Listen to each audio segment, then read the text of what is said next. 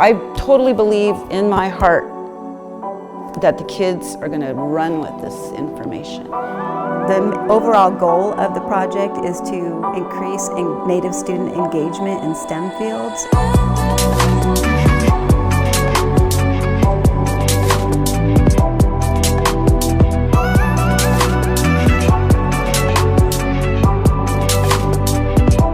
Part of what's different, I think, about this project versus many other National Science Foundation grants is that we are working primarily with tribal language and culture teachers.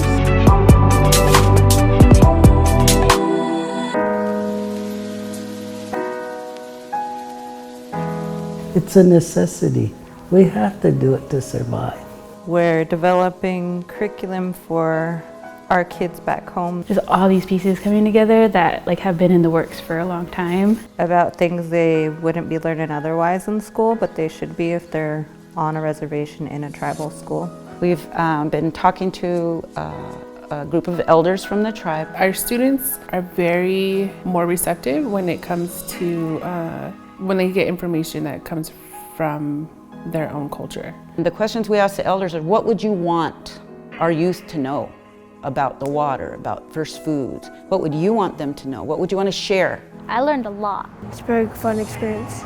With this grant, we have the Confederated Tribes of Warm Springs, the Confederated Tribes of the Colville Reservation, as well as the Coeur d'Alene Tribe. And they get to see themselves, and they also see their leaders and mentors coming in from their communities, having all this knowledge that they have to share.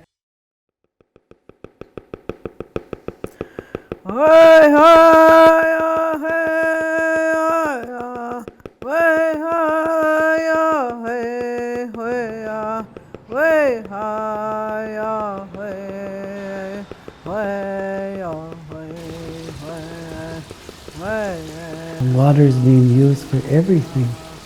And we call it Wakishwit. Water is life. If we didn't have water, nothing would exist.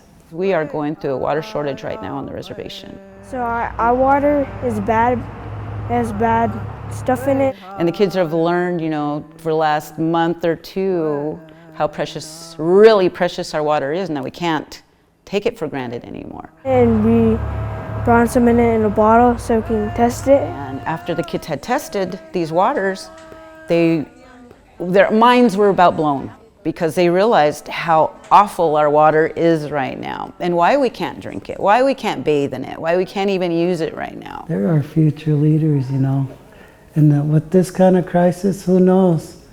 Maybe in 100 years something like that will happen and they'll say, oh, we can do this.